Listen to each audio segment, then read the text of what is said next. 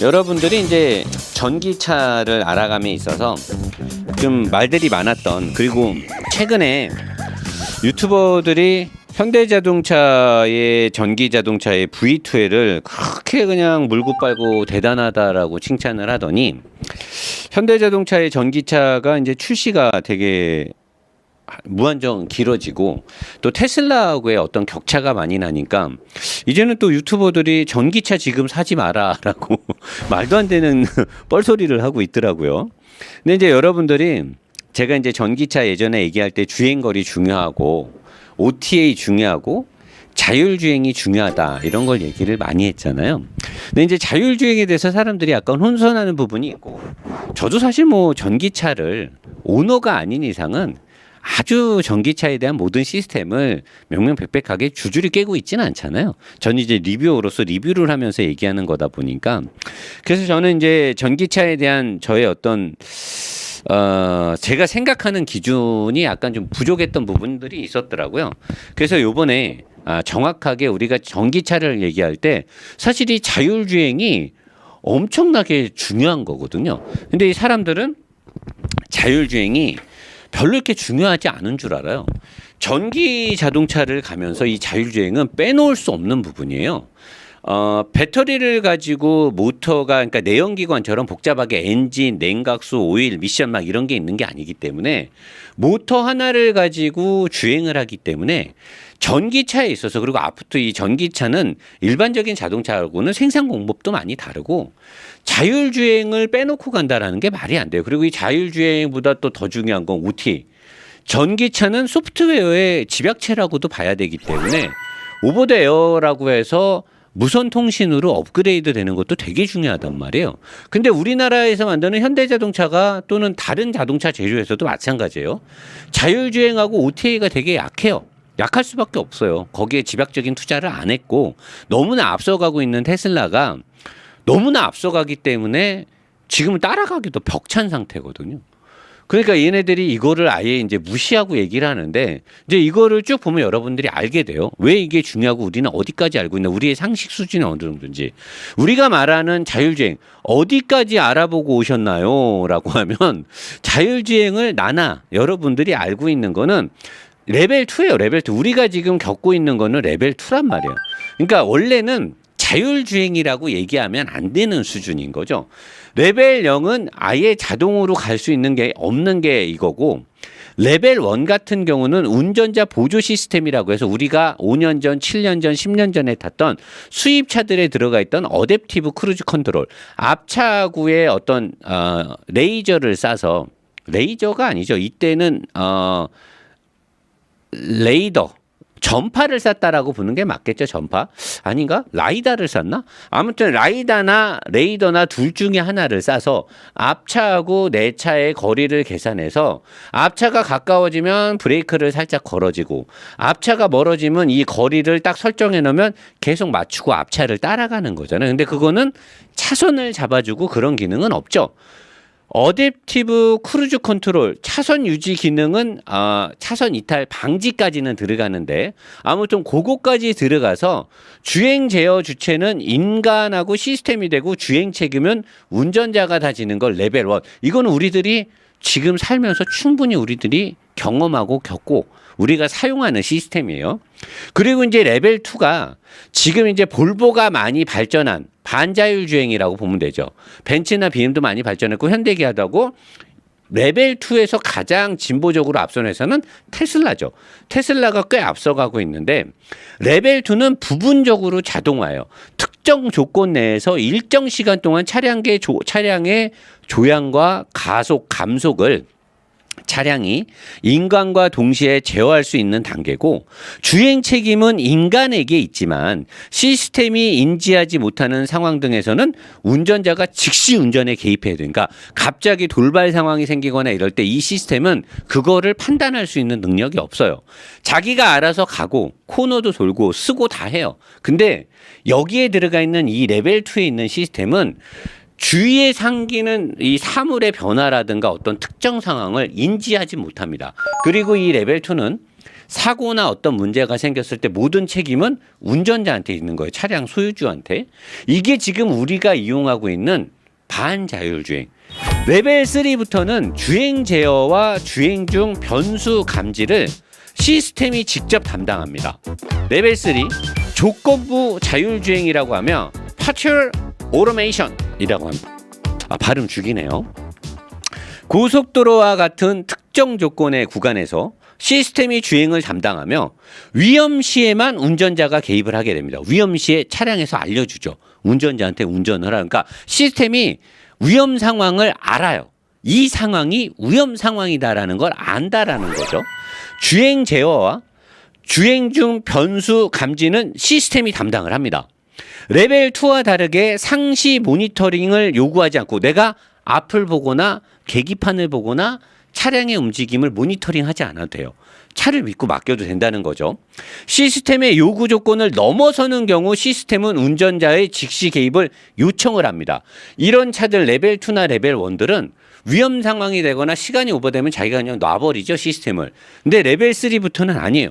인공지능이라고 봐도 되는 거죠. 그 다음에 레벨 4, 이게 이제 궁극적인 자율주행의 끝이죠. 우리가 공상과학 영화나 뭐 토탈리콜이라든가 이런 영화를 보면 자동차가 막 혼자 가잖아요. 레벨 4하고 레벨 5예요. 하이 오토메이션. 대부분의 도로에서 자율주행이 가능하고요. 고속도로 골목 다 상관 안 해요. 주행 제어와 주행 책임이 모두 시스템이 갖고 있어요.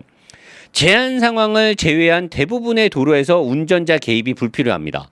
다만 악천후 같은 특정 조건에서는 인간을 통한 주행 제어를 필요로 하는데 이게 가동이 되려면 한 가지 문제가 걸리는 게 있어요.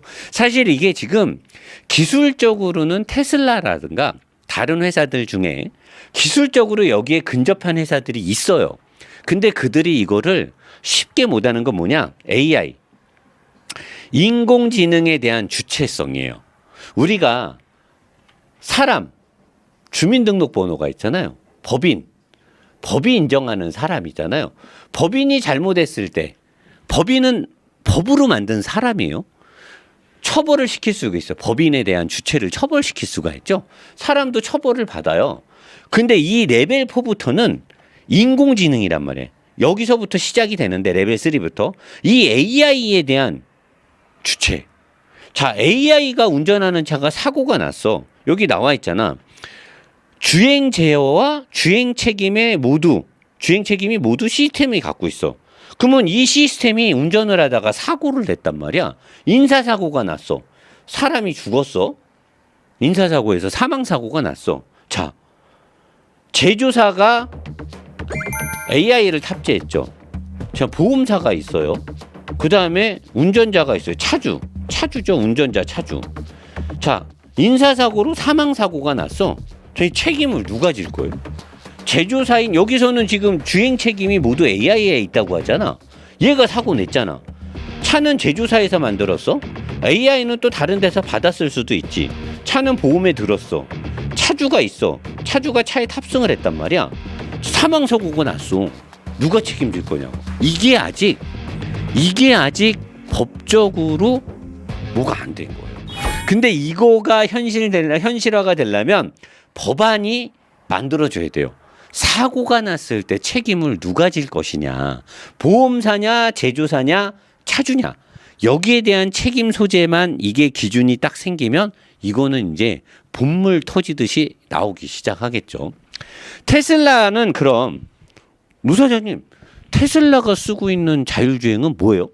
테슬라는 FSD, 풀 셀프 드라이빙이 이거예요. 레벨 3 이상. 여기서부터 풀 셀프 드라이빙이 붙는 거예요. 지금 테슬라는 이쯤에 있는 거죠. 이쯤에 있는 건 뭐냐? 풀 셀프 드라이빙이 아니라는 거예요. 뭐냐? 오토파일럿. 오토파일럿하고 자율주행이나 풀 셀프 드라이빙하고는 약간 다른 개념이에요. 테슬라에서 설명하는 오토파일럿은 다른 유튜버들이 뭐 EV 차량은 기승전 V2L인데 좀 꺼지시고, 오토파일럿은 차선 내에서 차량을 자동으로 조향, 가속 및 제동을 할 수 있게 도와주는 거고요. 현재 오토파일럿 기능들은 운전자의 적극적인 주의가 필요하고 운전자에게 책임이 주어집니다. 현재 차량, 테슬라 차량은 자율주행을 하는 것은 아닙니다. 매우 중요한 거죠. 테슬라는 현재 오토파일럿의 완성 단계에 거의 끝까지 가 있는 거고, 이제 FSD로 넘어가려고 하고 있는 거죠. 그리고 FSD에 대한 방대한 데이터 수집이 어느 정도 끝나 있다는 거죠. 왜 테슬라는 FSD 레벨 3로 넘어갈 수 있는 풀 셀프 드라이빙에 왜 근접을 했냐면, 보통은요,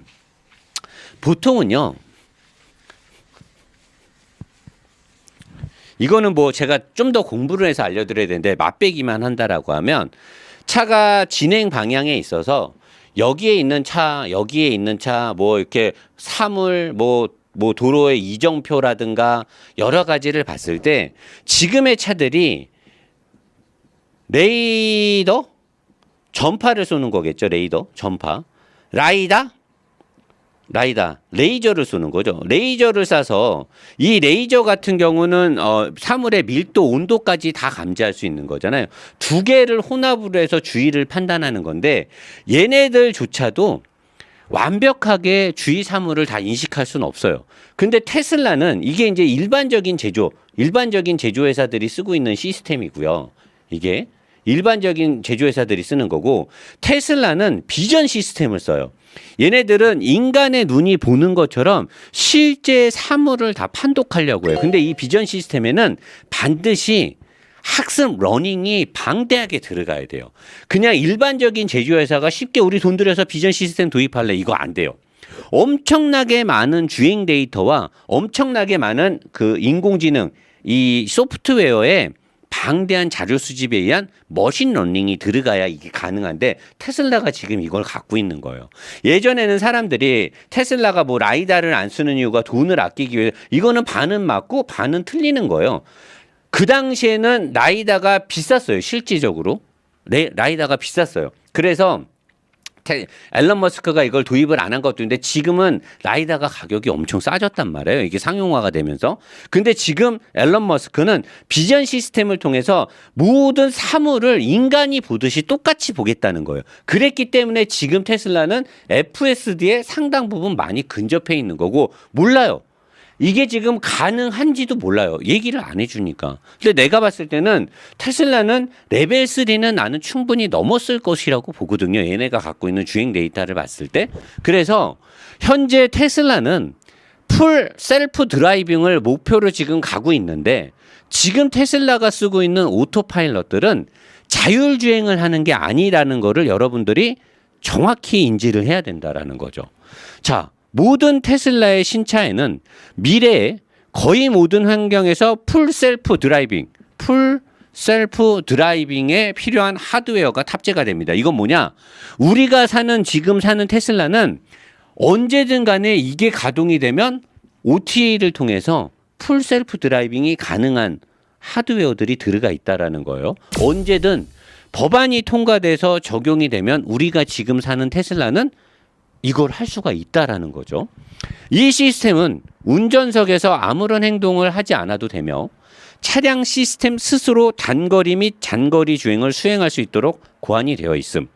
승차 후에 아까 제가 말한 목적지 설정으로 모든 주행은 시스템이 주행을 담당하며, 목적지 도착 후 입구에서 내리면 테슬라는 주차 검색 모드로 전환되어 자동으로 주차 구역을 검색한 후 주차까지 완료를 합니다. 그냥 기사나 다름없죠.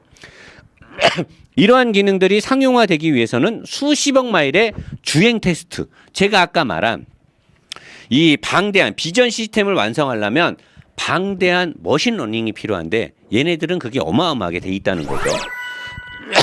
차량의 자율주행 능력이 운전자의 주행 능력보다 크게 앞선다는 사실이 검증되어야 할 것입니다. 이런 것들이 주행이 되려면 운전자가 운전하는 것보다 시스템이 운전하는 게 훨씬 더 잘한다라는 게 많이 검증이 돼야 돼요. 그러지 않고는 쉽게 적용을 안 하겠죠. 일부 관할권에서는 규제 승인, 제가 아까 말한 AI가 사고를 냈을 때 주체를 누가 책임질 것이냐에 대한 그런 규제 승인이 오래 걸리겠지만 자율주행의 현실화는 곧 적용될 거라는 예상을 누구나 외국에서도 다 하고 있고 저도 그렇게 생각을 해요. 장밋빛 전망이라고 했던 자율주행, 이 제조사들 뭐 GM도 그랬고 현대도 그랬나 모르겠는데 아무튼 제 기억에는 뭐 자랑했던 것 같아요. 우리나라 기업들도 자율주행. 근데 갑자기 요새 아닥을 하고 있어요. 왜냐? 테슬라와 함께 자율주행 기술에 자신감을 보였던 구글 웨이모 사업 규모가 지금 대규모로 변화가 있어요. 뭐냐? 핵심 인력들이 줄줄이 이적을 하고 있습니다. 웨이모가 자율주행에서 약간 회의를 느끼는 그런 분위기고요. 이 자율주행에 관련된 투자를 했던 많은 업체들이 공중분해가 되고 있는 업체들도 많아요.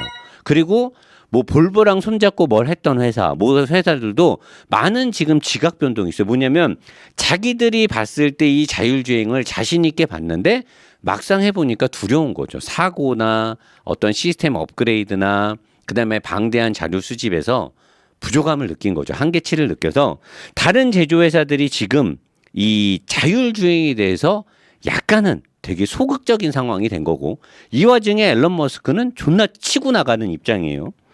IT 업계가 예상했던 것과 달리 전반적으로 지지부진한 상황이며 이 그들의 실적이 되게 지지부진합니다. 다른 업체들이.